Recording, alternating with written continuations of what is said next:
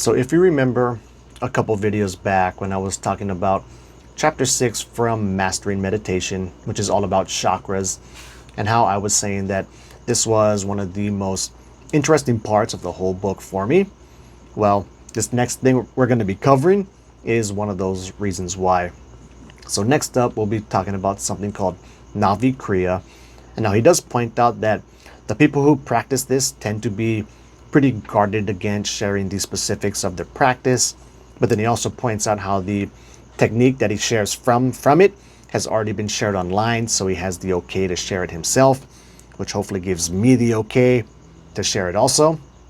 Before we get into the specifics of this technique though, he points out how you can add this into your general meditation sessions and how it will basically just make everything better. So first of all, he says you can do a round of Mahamudra stretching, which is the same stretching technique that I covered in an earlier video in this series. To recap it really quick though, you'll simply just tuck one leg in towards your groin, other leg out straight, reach out and grab your toes. As you do that though, you hold your breath. Then once that's done, switch sides, tuck the other leg in, other leg out straight, reach out and grab your toes and hold your breath. And then once that's done, you make both legs straight, reach out, grab your toes, hold your breath, and that's one set. And he points out how you can do this as many as 50 times in a row, which sounds like a whole lot. And he also says that you totally don't need to do it that many times, but I guess the people who practice this whole Navi Kriya technique, that's a pretty common thing for them to do. And then as an interesting side note, this isn't so much part of the Mahamudra stretching, but he says how like a nice little test you can give yourself to see how flexible and stretchy you are is stand against the wall, bend down and touch your toes, which sounded super easy to me because I can grab my toes no problem. But then I gave this a try and I totally cannot do it. So kind of a fun thing to mess around with if you're interested. Okay, so after the stretching, that's when you can do your Navi Kriya technique. And then after that's done, then you can go into your regular meditation approach. So he recommends HRV resonant breathing, of course. And he said you could also do your Kriya pranayama. He doesn't go into specifically what that is, so I'm not sure myself. You can, probably just go ahead and Google it, simple enough. Okay, so how do you do this whole Navi Kriya technique? We'll hop into that next. And so for starters, you want to be doing it sitting up. He does have somebody pictured here sitting in a full lotus position, but you don't need to be sitting like that. And also, you probably wouldn't want to backrest either, at least initially, and I'll get to why that is here in a second. So start off by lowering your chin to your chest, like so. Now place your attention at the third chakra.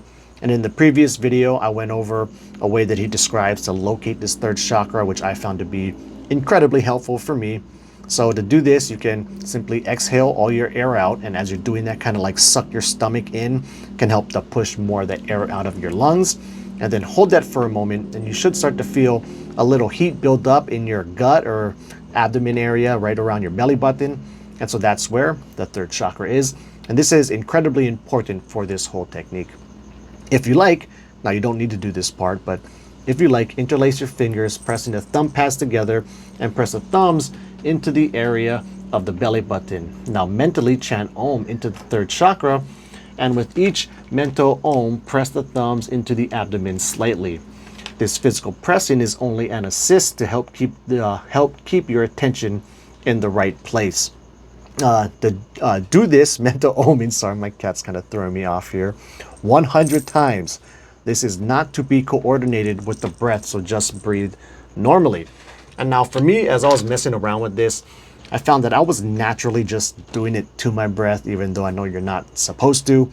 But, I need more practice. But nonetheless, something else I found too, I wanted to say this as my cat keeps throwing me off. Hey, leave it alone, buddy. Let go. Let go. Goodbye. Is as I've been practicing like saying these different chants like Om and stuff in my head, along with my breaths, even though you're not supposed to do it, it seems to be like it helps to slightly activate those muscles in a way where it can affect how it is that I'm exhaling, and it can kind of make exhaling last a bit longer. It can make making a longer exhale a little bit easier. So something fun to kind of play and mess around with. Okay, next up.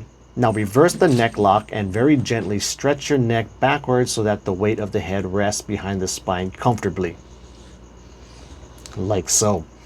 Place your mind on the back side of the third chakra, which is straight back from the belly button. If you like, place the hands behind the back, interlace the fingers, and press the thumbs together again. Chant Om mentally into the back side of this third chakra, and with each mental Om, tap the back of the spine with the thumbs. The hand movement again is only an assist, and once you feel that you can keep your mind in this position, you can stop using the hands. Perform this mental oming from the back 25 times. And so that's basically it. 100 times on the front, 25 times to the back. And then once you're done with that, you can go on to your regular HRV resonant breathing.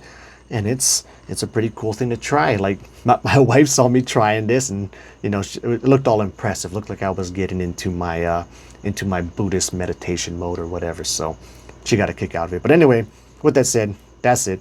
Until the next video, keep your meditation practice legit.